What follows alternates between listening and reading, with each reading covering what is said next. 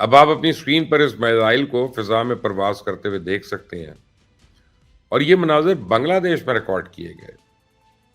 India پچھلے ایک ہفتے سے دعویٰ کر رہا تھا کہ لانگ رینج میزائل کا ٹیسٹ کرنے جا رہا ہے، لیکن جب امریکہ اور یورپ سے ری ایکشن آیا تو انڈیا نے ایک ہی رات میں یو ٹرن لے لیا۔ بھارتی سینا اب دعویٰ کر رہی ہے کہ ہم نے تو انٹرمیڈیٹ رینج کے میزائل کا تجربہ کیا۔ میں آپ کو بتاؤں کہ انڈیا نے کل جس میزائل کا تجربہ کیا ہے اس کی رینج 3000 کلومیٹر سے زیادہ تھی اور یہ 5000 کلومیٹر تک بھی جا سکتا ہے۔ اگنی 5 ایک لانگ رینج میزائل ہے۔ انڈیا نے تجربہ کرنا تھا، اس نے کر لیا۔ اب عالمی رد عمل سے بچنے کے لیے جھوٹ بول رہا ہے۔ اب یہ تو ہو نہیں سکتا کہ پاکستان انڈیا کی اس اشتعال انگیزی پہ چپ بیٹھا رہے۔ پاکستان نے بھی اگلے 6 دن مختلف میزائل ٹیسٹ کرنے کی تیاری شروع کر دی ہے۔ 26 اگست تک روزانہ انڈیا کو بتایا جائے گا کہ اگنی وگنی کچھ نہیں، ہم تمہیں وہاں ماریں گے جہاں تم سوچ بھی نہیں سکتے۔ چائنا کے وزیر خارجہ اس وقت پاکستان میں ہیں۔ آپ اپنی اسکرین پہ ان کے دورہ بھارت کے مناظر دیکھ سکتے ہیں۔ آپ وہ اجیت دیول جے شنکر مینن کو دیکھیں کیسے وہ چائنیز وزیر خارجہ کے سامنے بچھے جا رہے ہیں، لیکن چائنیز وزیر خارجہ نے کسی بھی موقع پہ گرم جوشی کا کوئی تاثر نہیں دیا۔ ان کی باڈی لینگویج بتا رہی تھی کہ انڈیا اور چائنا کے درمیان برف نہیں پگھلی۔ اب آپ یہ مناظر دیکھیں، آپ کو اسحاق ڈار اور چائنیز وزیر خارجہ کی باڈی لینگویج سے پتہ چل جائے گا کہ دونوں ممالک کے تعلقات کس نوعیت کے ہیں۔ چائنیز وزیر خارجہ کے پاکستان پہنچتے ہی نیپال نے کمال کا کام کیا۔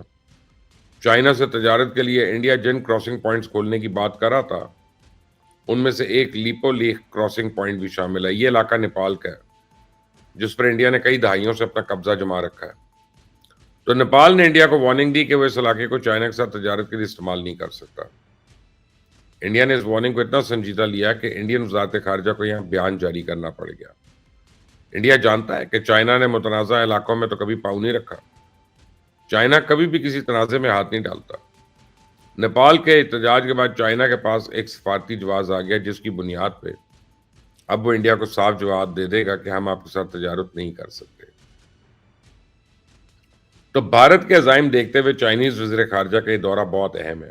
میں آپ کو بتاؤں اب سی پیک کا فیز 2 شروع ہونے والا ہے۔ کراچی سے لے کر پشاور تک تیز رفتار ریلوے ٹریک بچھانے کا کام شروع ہوگا۔ پاکستان کی برکس میں شمولیت کی بات چل نکلی ہے۔ پاکستان نے امریکن کمپنیوں کو تیل اور گیس تلاش کرنے کی دعوت دے دی ہے۔ ایوب دور سے پاکستان نے امریکہ اور چائنا کے درمیان ایک برج کا کردار ادا کیا۔ پاکستان اپنا یہ روایتی کردار خوبصورتی کے ساتھ نبھاتا چلا آیا۔ ہم نے کبھی ایک ملک کے ساتھ اپنے تعلقات کو دوسرے ملک کے ساتھ تعلقات پہ حاوی نہیں ہونے دیا۔ ایسی باریک سفارتکاری دو دھاری تلوار کی طرح ہے اور ہمارے پاس اس تلوار کو چلانے کے لیے 70 سالہ تجربہ ہے۔ یہ بات میں اس لیے کہہ رہا ہوں کہ بہت سارے لوگوں کا خیال ہے کہ پاکستان امریکہ اور چائنا کے ساتھ بیک وقت نہیں چل سکتا۔ میں زیادہ دور نہیں جا سکتا۔ ہم نے پچھلے 20 سال میں امریکہ کے ساتھ مل کے دہشت گردی کے خلاف جنگ لڑی، ہم نے فرنٹ لائن اسٹیٹ کا کردار ادا کیا۔